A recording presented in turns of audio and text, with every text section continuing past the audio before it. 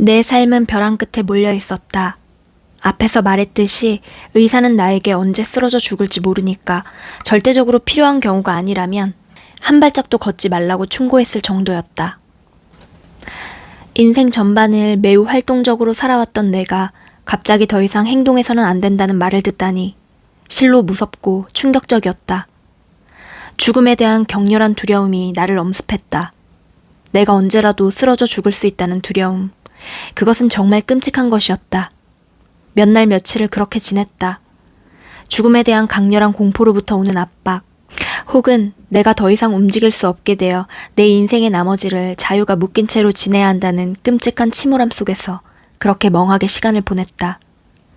이제 내게 삶이란 것이 더 이상 의미가 없었다. 결국 이 상황은 나에게 이런 결정을 내리도록 밀어붙였다. 내가 대답을 얻든가 아니면 내가 나를 이 지구에서 떠나게 하겠다. 심장병으로 가지는 않을 것이다. 내게는 이 결정을 실현시켜줄 아주 쉽고 멋진 방법도 있었다.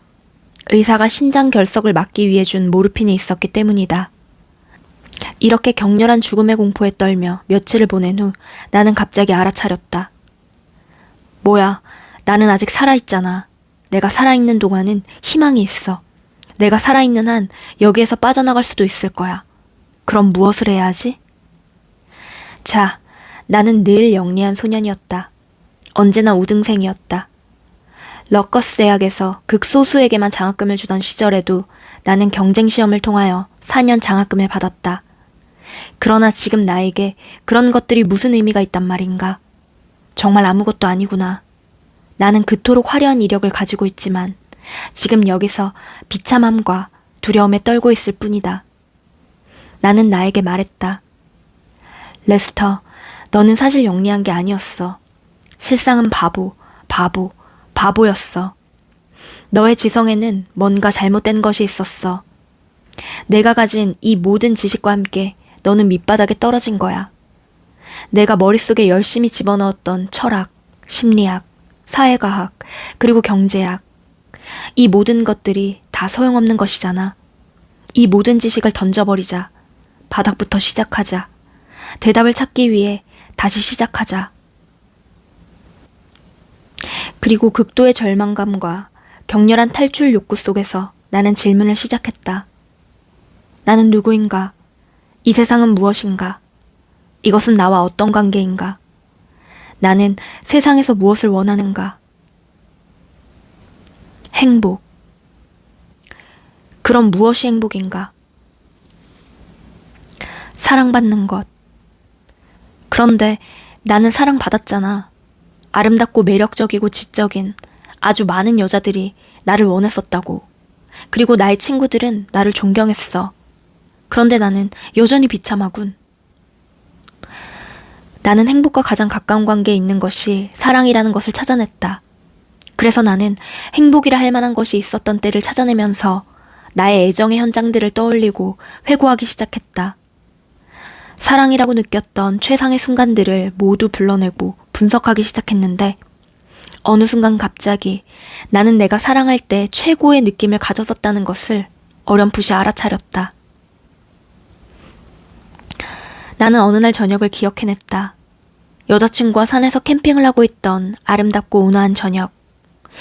둘 다 잔디에 누워 하늘을 쳐다보고 있었고 나의 팔은 그녀를 감싸고 있었다. 완전한 행복의 최고봉. 아마도 니르바나라고 불릴 만한 그런 행복이 거기에 있었다. 나는 여자친구에 대한 나의 사랑이 얼마나 큰지 느끼고 있었다. 이런 자연 속에 있다는 것은 얼마나 근사한 일인가. 오, 이 완벽함이여. 그런데 그때 나는 보았다. 이 행복의 이유는 바로 내가 그녀를 사랑하고 있기 때문임을. 여자친구와 함께 있기 때문도 아니고 자연의 완벽함 때문도 아닌. 그러면서 나는 즉각적으로 다른 경우도 살펴보았다. 그녀가 나를 사랑했을 때 그것은 정말 굉장한 일이었다. 나는 그 순간을 기억한다. 이 아름답고 매력적인 아가씨가 세상에 대고 레스터를 인정하고 사랑한다고 말할 때 나는 최고가 된 기분이었다.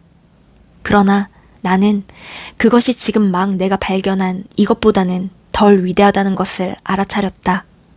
그것은 지속되는 느낌이 아니었다. 단순히 그 순간에만 느껴질 뿐이었다. 내가 그런 느낌을 지속적으로 가지기 위해서는 그녀가 계속해서 그렇게 말해야만 했다. 그렇게 순간적으로 애고를 인정받는 것은 내가 그녀를 사랑하는 그 행복감보다 크지 않았다. 그러나 내가 그녀를 사랑하는 한 나는 행복을 느꼈다. 사실 그녀가 나를 사랑했을 때는 그녀가 나를 인정하는 그 순간에만 행복이 있었던 것이다. 며칠 동안 이러한 고찰이 점진적으로 진행되었고 이어서 이것이 맞다 라는 성찰이 일어났다. 그녀의 사랑으로 인해 나의 에고가 만족되는 순간에 얻은 행복보다는 내가 그녀를 사랑했을 때 나는 더 많이 행복했다. 그녀가 나를 사랑한다는 것은 사랑의 지속이라는 조건 하에서만 느낄 수 있는 기쁨이었다. 이것은 그녀가 늘 증명해 주어야만 했다. 반면 그녀에 대한 나의 사랑은 내가 그녀를 사랑하는 한 지속되는 그런 행복이었다. 나는 나의 행복이 나의 사랑에 비례하는 것이라고 결론을 내렸다. 그러므로 나의 사랑을 증가시킨다면 나의 행복을 증가시킬 수 있다. 이것이 행복을 발생시키는 것에 관해 내가 어렴풋하게나마 알게 된 첫 번째 발견이었다. 그동안 나는 행복을 가져보지 못했었기 때문이었다. 사실 이것은 어마어마한 일이었다. 그리고 나는 말했다. 만일 이것이 행복의 열쇠라면 나는 정말 굉장한 것을 가지게 된 거야. 행복을 더 많이 가질 수 있다는 희망 자체가 어마어마한 것이었다. 왜냐하면 이것이 내가 원했던 그 첫 번째 것이었기 때문이었다. 행복. 그것은 나로 하여금 몇 주에 걸쳐 나의 과거의 애정 문제들을 회고하도록 발동을 걸었다. 나는 내가 사랑을 주었다고 생각하는 사건을 쫓아가며 과거로 파고들었다.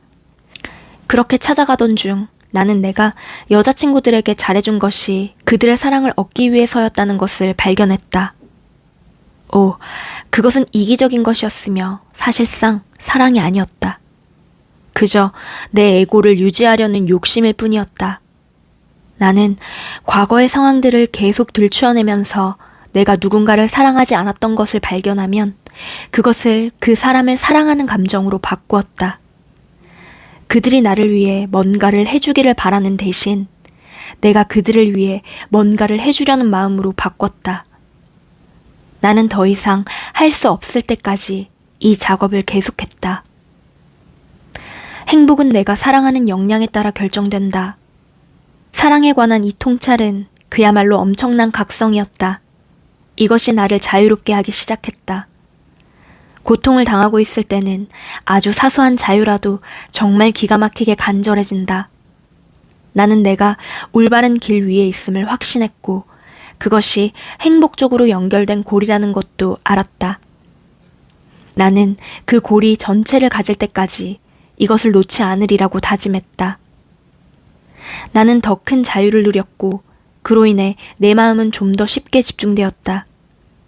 좀 더 안정된 상태에서 내 마음을 들여다보기 시작했다. 무엇이 나의 마음인가? 무엇이 지성인가? 갑자기 어떤 영상이 떠올랐는데 바로 놀이공원의 범퍼카였다.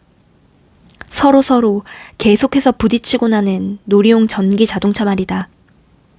이 전기 자동차들은 스크린처럼 펼쳐진 천장으로부터 각각의 자동차 뒤에 깃대처럼 연결된 막대를 통해서 전기 에너지를 공급받고 있었다. 스크린처럼 펼쳐진 천장에서 막대를 통해 나와 다른 사람들 모두에게 공급되는 전기 에너지는 보편적 지성과 우주 에너지를 상징한다. 그리고 우리는 자동차 페달을 밟는 만큼 그 에너지를 사용할 수 있다. 각 운전자들은 천장에서 그가 원하는 만큼의 지성과 에너지를 받을 수 있는데도 그것을 쓰지는 못하면서 그저 무턱대고 이리저리 부딪히며 다닌다. 나는 내가 선택하기만 한다면 그 보편적 지성을 더더욱 많이 가질 수 있음을 보았다. 그렇게 파고 들어가기 시작하면서 나는 생각과 그 생각에 연하여 무슨 일이 일어나고 있는지 조사하기 시작했다. 그리고 일어나고 있는 모든 현상에는 그 현상을 일어나게 만든 그 현상에 선행하는 생각이 있다는 것을 발견해냈다. 전에는 이 둘 사이의 시간 요소 때문에 생각과 일어나는 일들을 연관짓지 못했었다. 나는 모든 일이 발생하기 전에 그것에 선행하는 생각이 있다는 것을 보았고, 그때 이것을 완전히 이해하게 되면 나에게 일어나는 모든 것을 의식적으로 결정할 수 있음을 깨달았다. 무엇보다 나에게 일어났던 모든 일들이 전적으로 나의 책임이라는 것을 알았다. 과거의 나는 세상이 나를 기만한다고 생각했다. 가령 돈을 벌려고 무지하게 애썼지만 끝에 가서는 결국 실패했던 그런 모든 일들이 결국 나의 생각 때문에 만들어진 것임을 알았다. 그것은 정말 어마어마한 자유의 맛이었다. 내가 세상의 피해자가 아니라는 생각. 내가 원하는 세상을 만들어낼 능력이 내 안에 있다는 것. 이제는 내가 원하는 식으로 세상을 만들면서 그 세상의 결과에 허우적대기보다는 세상 위에 서서 세상을 만들어내는 원인이 될 수 있다는 것. 이것은 어마어마한 깨달음이었다. 어마어마한 자유의 느낌. 앞에서도 말했듯이 이 조사를 시작했을 때 나는 몹시 아팠다. 이미 무덤에 한쪽 발을 들여놓은 상황이었다. 나에게 일어나는 일이 무엇이든 나의 생각이 그 원인임을 알게 되면서 나는 즉시 머리부터 발끝까지 나의 몸을 온전한 것으로 여기며 바라보았다. 그리고 그 순간 나의 몸 전체가 온전하다는 것을 알았다.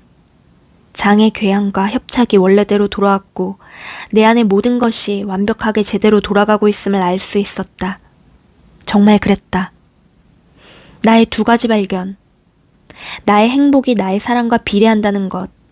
나의 생각이 나에게 일어나는 모든 것의 원인이라는 것은 나를 점점 더 자유롭게 했다.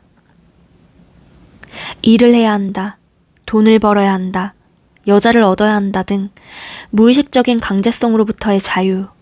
내가 지금 나의 운명을 결정할 수 있다. 나의 세상을 조절할 수 있다. 지금 나의 환경을 나에게 맞게 배치할 수 있다는 그런 알매서 오는 자유. 이 새로운 자유는 내면의 모든 문제거리들을 일시에 풀어버렸다. 실로 놀라울 정도였다. 때문에 나는 이제 어떤 것도 할 필요가 없다는 생각이 들었다. 내가 경험하고 있는 이 새로운 행복은 그야말로 굉장했다. 사람으로 살면서 이런 기쁨이 있을 수 있다니 꿈도 꾸어보지 못했던 일이었다. 만일 지금 이 정도가 이렇게 큰 행복이라면 그 마지막에 도달하기까지 결코 멈추지 않으리라. 나는 이렇게 결심했다. 사람이 얼마만큼 행복해질 수 있는지 끝까지 가볼 작정이었다. 나는 이 기쁨을 얼마나 확장해 나갈 수 있는지 파고들기 시작하면서 우선 사랑에 관한 나의 태도를 고쳐나가기 시작했다. 내가 가장 좋아했던 아가씨가 나의 친구 중 하나와 아니면 정말 그녀가 누구와 결혼해도 이 녀석하고만은 절대 안 된다고 생각했던 바로 그 녀석과 결혼하는 것을 상상하는 것.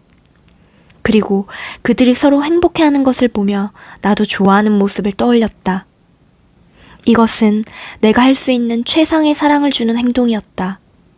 그리고 만일 내가 그것을 성취할 수 있다면 그것은 지금 내가 경험하고 있는 이것들에 더해 더욱 훌륭한 경험이 될 것이었다. 그래서 실행을 했다. 나는 벌이라는 내 친구와 내가 아는 한 여자를 떠올리며 그들이 서로 즐기며 행복해하는 모습을 그것이 실제라고 느껴질 때까지 계속 상상했다. 그러면서 나는 이것이 다 완성되었다는 것을 알았다. 그 다음에는 이런 식으로 실험을 해봤다. 내가 도와주려고 했을 때 오히려 매몰차게 거절했던 사람들에게 말을 건네는 것이다. 그들이 나를 공격할 때 의식적으로 그들에게 최대의 사랑을 느껴보려고 시도했다. 그러자 그들을 사랑하는 기쁨이 일어났는데 실로 굉장했다. 나는 무작정 이렇게 말할 기회를 준 그들에게 마음껏 감사했다. 그들은 어리둥절해하며 어찌할 줄 몰랐다. 그러나 나는 정말 그렇게 느꼈고 그들이 정말 내가 견딜 수 없도록 심하게 굴었을 때 내게 그들을 사랑할 기회를 준 것에 대해 가슴 깊은 곳에서 우러나오는 감사를 전했다. 나는 그들에게 그것을 표현하지는 않았다. 단지 그들과 말할 기회를 갖게 된 것에 대해서만 감사를 전했다. 다른 것과 마찬가지로 이것은 나의 사랑을 최대로 확장했기 때문에 가능한 일이었다. 내게는 정말 좋은 소식이었다. 나는 나를 비난하고 거부하는 사람들까지 사랑할 수 있게 되었다. 나는 이 행복의 끝을 보기 전까지는 사랑 확장하기를 멈추지 않을 생각이었다. 나는 높이, 높이, 더 높이 올라가서 이렇게 말했다. 오, 세상에 이것보다 더 높은 것은 없을 거야. 그러나 나는 거기에서 다시 시도했고 더 높이 올라갔다. 그리고 나는 말했다. 오, 이것보다 더 높은 것은 어떤 것도 없어. 그러나 나는 행복에는 한계가 없다는 것을 깨달을 때까지 거기서 더 높이 올라갔고 그리고 또 이렇게 말했다. 오, 이것보다 더 행복한 것은 이젠 없어. 나는 움직일 수가 없었다. 걷잡을 수 없는 환희와 기쁨으로 꽉 차서 움직이지 못했다. 사실상 움직일 수 있는 그런 능력이 상실되었다. 더 높이, 더 높이 올라가면서 이 상태가 여러 시간 지속되었다. 그러고 나서는 몸이 다시 정상으로 작동될 수 있는 상태가 될 때까지 내려오고 또 내려와야만 했다. 지성과 에너지의 원천을 묵상하면서 나는 에너지와 지성이 무한하게 늘어날 수 있다는 것을 발견했다. 그것은 단순히 모든 강박, 충동, 억압, 관계 속의 얽힘, 그리고 콤플렉스들로부터 내가 나 자신을 자유롭게 했을 때 일어났다. 내가 이 에너지와 힘을 막고 있었다는 것을 보았다. 그리고 댐을 막고 있는 통나무인 나의 강박적 충동과 콤플렉스 등을 뽑아내어 느슨하게 풀어주었다. 그것이 내가 한 일의 전부였다.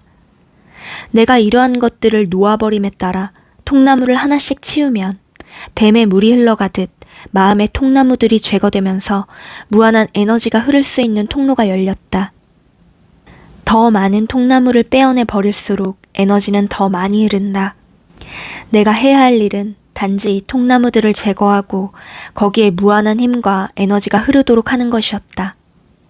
이렇게 되자 나의 마음 뒤에 감추어져 있던 그 힘, 이전에는 전혀 흘려본 적이 없었던 그 힘이 흐르기 시작했다. 나 자신이 무엇인가에 대한 깨달음이 일어나던 그 즈음에는 에너지가 너무 많이 쏟아부어져서 나는 의자에서 공중으로 튀어오르곤 했다. 그럴 때면 나는 곧바로 문 밖으로 달려나가 걷고 또 걸었다. 어떤 때는 몇 시간, 어떤 때는 며칠을 걸었다. 내 몸이 이 에너지를 감당하지 못한다고 느꼈다.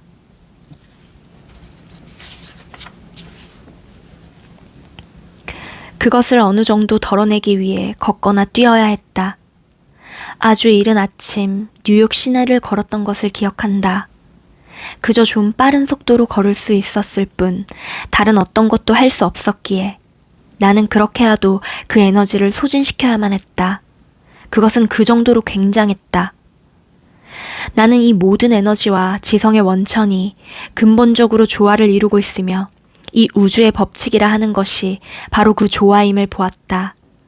그리고 그것이 바로 이 행성들이 충돌하지 않는 이유였고 태양이 매일 떠오르는 이유이고 모든 것이 제 기능대로 움직이는 이유였다. 내가 나를 대상으로 이 조사를 시작했을 때 나는 확신에 찬 절대적 물질주의자였다. 만지고 느낄 수 있는 것만 유일한 실체로 인정했었다. 그렇게 세상에 대한 나의 단정은 콘크리트만큼이나 단단한 것이었다. 그러나 세상은 내 마음의 결과라는 것, 생각이 모든 물질을 결정한다는 것, 물질 그 자체는 지성이 없다는 것, 우리의 지성이 모든 물질과 그것에 관한 것들을 결정한다는 것, 이러한 발견들이 내게 일어났을 때 내가 이전에 가졌던 그 단단함이 단순히 생각 그 자체였다는 것을 보면서 나의 멋지고 단단하고 콘크리트처럼 견고했던 물질주의자로서의 기반들은 금이 가며 부서지기 시작했다. 20여 년 동안 쌓아 올렸던 것들이 무너져 내린 것이다. 나의 몸은 아주 심하게 흔들리고 또 흔들렸다. 여러 날을 그렇게 흔들렸다. 마치 신경증을 가진 노인들처럼 그렇게 흔들렸다. 나는 세상에 대해 내가 가지고 있었던 그 견고한 견해가 결코 다시는 지속되지 않을 것이라는 것을 알았다. 그러면서도 그것은 그렇게 우아하게 물러나지는 않았다. 내가 그 모든 것을 다 풀어버렸다고 생각될 때까지 나는 여러 날을 그렇게 흔들렸다. 그러면서 나의 견해는 몇 달 전에 가졌던 것과 정반대의 것이 되었다. 진정으로 견고한 어떤 것이 있다면 그것은 사실상 물리적 세상이 아니었고 나의 마음도 아닌 것이며 사실상 그것은 그런 것들보다 더 위대한 어떤 것이었다. 본질, 바로 이 존재성, 그것이 진리였다.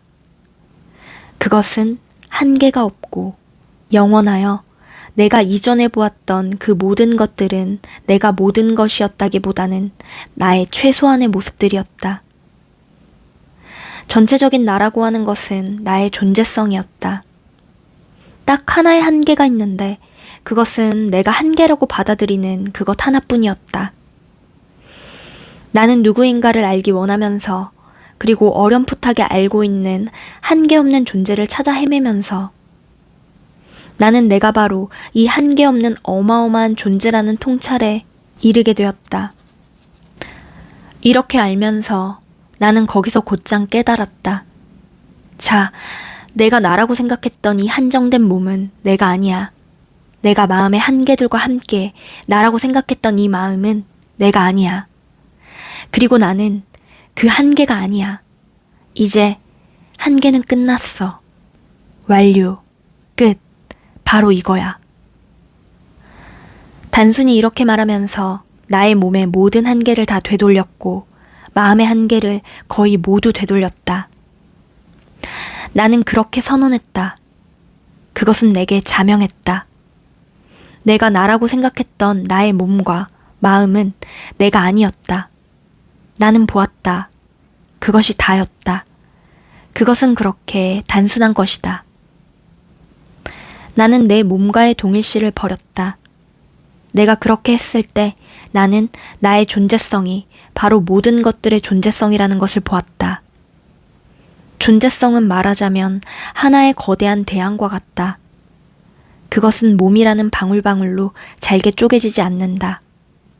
그냥 그것은 하나의 대양이다. 이러한 이해는 나로 하여금 나를 모든 존재, 모든 사람, 그리고 심지어 이 우주의 모든 원자와도 동일시하게 했다. 그러면 당신은 이 분리와 분리에 의해 일어나던 이 지옥 같은 모든 고통으로부터 영원히 벗어난다. 이제 당신은 이 세상의 확실한 한계들에 더 이상 속지 않는다. 당신은 그것들을 꿈으로, 껍데기로 본다. 당신 자신의 존재성은 한계가 없음을 알기 때문이다. 사실 유일한 실제가 있다면 그것은 존재성 뿐이다. 그것이 모든 것의 뒤에 있는 진실하고 변함없는 실체다. 삶의 모든 것이 내게 열렸다. 그것은 삶에 대한 전체적인 이해의 차원으로 내게 다가왔다. 그 이해가 알려준 것은 우리가 개념이라는 한계를 덮어쓴 무한한 존재들이라는 것이다.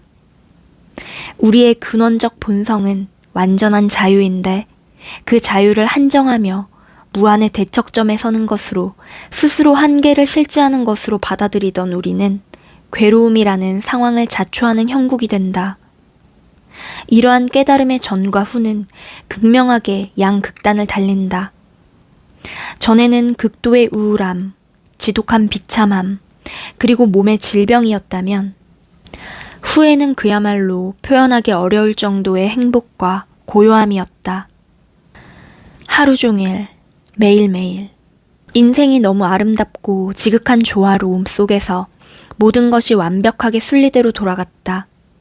차를 몰고 뉴욕 도심을 돌아다닐 때 나는 빨간 신호등을 거의 만나지 않았고 내가 주차하려고 하면 두세 명의 사람들이 멈추거나 나를 주차 장소로 안내하기 위해 도로 쪽으로 나서주기까지 했다.